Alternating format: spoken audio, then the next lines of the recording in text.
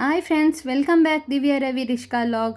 ಇವತ್ತು ನಾನು ಮಾವಿನಕಾಯಿಯ ಕೇಸರಿ ಬಾತ್ ಮಾಡಿ ತೋರಿಸ್ತಾ ಇದ್ದೀನಿ.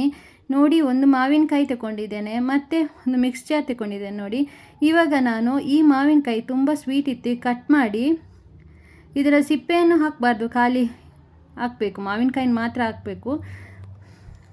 ಇವಾಗ ಇದು ನಾನೀಗ ಮಿಕ್ಸ್ಚರ್ಗೆ ಹಾಕಿ ಇದನ್ನು ಗ್ರೈಂಡ್ ಮಾಡ್ತೀನಿ. ನೋಡಿ, ಇದು ತುಂಬ ಟೇಸ್ಟಿ ಇತ್ತು ಮಾವಿನಕಾಯಿ. ಒಂದು ಸ್ವಲ್ಪ ಉಳಿದದ್ದು ಹಾಕ್ಬೋದು, ಆದರೆ ಸ್ವೀಟ್ ಇದ್ದಿದ್ದು ಹಾಕಿದರೆ ತುಂಬ ಚೆನ್ನಾಗಿ ಟೇಸ್ಟ್ ಬರುತ್ತೆ. ಇದು ನೆಕ್ಕರೆ ಮಾವಿನಕಾಯಿ ಅಂತ ಹೇಳ್ತಾರಲ್ಲ, ಅದಾಗಿರಬೇಕು. ಇದು ನೆಕ್ಕರೆ ಮಾವಿನಕಾಯಿ ಅಂತ ನಾವು ಮಂಗಳೂರಲ್ಲಿ ಹೇಳ್ತೀವಿ, ಅದಾಗಿರಬೇಕು. ಇವಾಗ ತುಂಬ ಚೆನ್ನಾಗಿತ್ತು ಮಾವಿನಕಾಯಿ.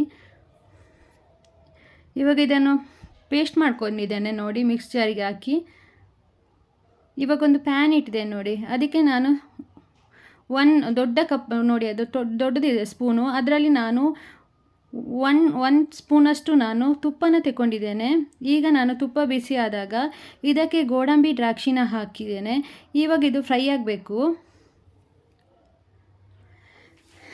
ಇದು ಚೆನ್ನಾಗಿ ಫ್ರೈ ಆದಾಗ ಅದರ ಸ್ಮೆಲ್ ಚೆನ್ನಾಗಿರುತ್ತೆ. ತುಂಬ ಎಣ್ಣೆಯಲ್ಲಿ ನಾವು ಫ್ರೈ ಮಾಡ್ಕೋಬೋದು, ಬಟ್ ಅದು ಚೆನ್ನಾಗಿರಲ್ಲ. ಆದರೆ ತುಪ್ಪದಲ್ಲಿ ಫ್ರೈ ಮಾಡಿದ್ರಿಂದ ಒಳ್ಳೆಯದಿರುತ್ತೆ. ನಿಮಗೆ ಹೇಗೆ ಯೂಸ್ ಆಗುತ್ತೆ ನೀವು ಆ ಥರ ಮಾಡ್ಬೋದು.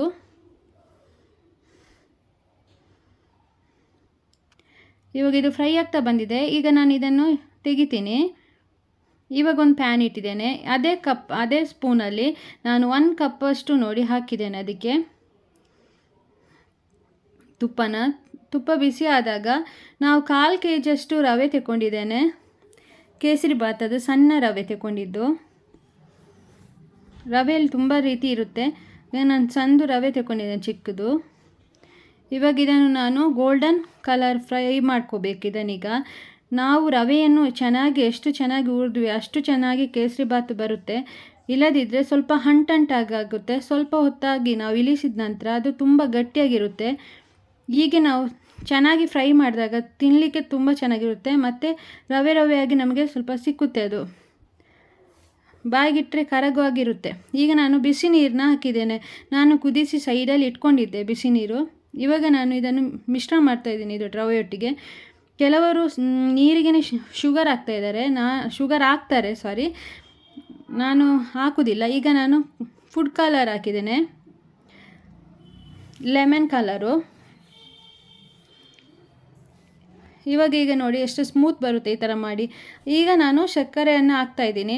ನಮಗೆ ಸ್ವೀಟ್ ಜಾಸ್ತಿ ಬೇಕಿದ್ದರೆ ಜಾಸ್ತಿ ಹಾಕ್ಕೊಳ್ಳಿ. ನಾನು ಸ್ವಲ್ಪ ಜಾಸ್ತಿ ಹಾಕಿದ್ದೇನೆ. ಇವಾಗ ಏಲಕ್ಕಿ ಹಾಕಿದ್ದೇನೆ. ಇವಾಗ ಈ ಸಕ್ಕರೆ ಈ ಥರ ಮಾಡೋದ್ರಿಂದ ಸಕ್ಕರೆ ಮತ್ತು ರವೆ ಚೆನ್ನಾಗಿ ಪರ್ಫೆಕ್ಟಾಗಿ ಅದು ಮ್ಯಾಚ್ ಆಗುತ್ತೆ ಅದಕ್ಕೆ. ನೋಡಿ, ಆವಾಗ ಅದು ಚೆನ್ನಾಗಿರುತ್ತೆ, ತಿನ್ನಲಿಕ್ಕೂ ಸಹ ಚೆನ್ನಾಗಿರುತ್ತೆ. ರವೆ ತುಂಬ ಸ್ವೀಟ್ನ ಹೆಲ್ದಿರುತ್ತೆ ಈ ಥರ ಮಾಡೋದ್ರಿಂದ. ಎಷ್ಟೊತ್ತು ಇಟ್ಟರೂ ಇದು ಗಟ್ಟಿ ಆಗಲ್ಲ, ಈ ಥರನೇ ಇರುತ್ತೆ. ಈಗ ನಾನು ಸ್ವಲ್ಪ ತುಪ್ಪ ಹಾಕಿದ್ದೇನೆ. ತುಪ್ಪ ಹಾಕಿ ಈಗ ಕಲಸಿ ಎಲ್ಲ ಇಟ್ಟು ಈಗ ನೋಡಿ ಆಯ್ತಿದು. ಸ್ವಲ್ಪ ನೀರಾಗಿದೆ, ಸ್ವಲ್ಪ ಗಟ್ಟಿಯಾಗಿ. ಈಗ ಮಾವಿನಕಾಯಿಯ ಪೇಸ್ಟ್ನ ನಾನು ಮಾವಿನ ಹಣ್ಣಿನ ಪೇಸ್ಟ್ನ ಹಾಕ್ತಾಯಿದ್ದೀನಿ.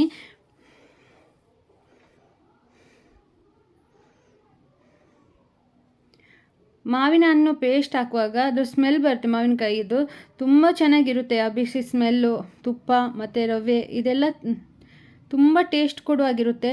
ಆದರೆ ನಿಜವಾಗಿ ಹೇಳ್ತಿದ್ದೀನಿ, ತುಂಬ ಟೇಸ್ಟ್ ಆಗಿರುತ್ತೆ. ಇವಾಗ ಇದಕ್ಕೆ ಗೋಡಂಬಿ ಮತ್ತು ದ್ರಾಕ್ಷಿಯನ್ನು ನಾನು ಆ್ಯಡ್ ಮಾಡ್ಕೊಳ್ತಾ ಇದ್ದೀನಿ. ಇವಾಗ ಇದು ಚೆನ್ನಾಗಿ ಪಾಕ ಬಂದಾಗಿರುತ್ತೆ. ನೋಡಿ, ಈ ಥರ ಬಿಡಬೇಕು, ಆಗನೇ ನಮಗೆ ಪರ್ಫೆಕ್ಟ್ ಆಗಿದೆ ಅಂತ ಅರ್ಥ ಆಗುತ್ತೆ. ತುಂಬಾ ಚೆನ್ನಾಗಾಗಿದೆ ಇದು. ನಮ್ಮ ಚಾನಲ್ ನಿಮಗೆ ಇಷ್ಟ ಆಗಿದ್ದರೆ ಒಂದು ಲೈಕ್ ಕೊಡಿ, ಸಬ್ಸ್ಕ್ರೈಬ್ ಮಾಡಿ. ಎಲ್ಲರಿಗೂ ಬಾಯ್.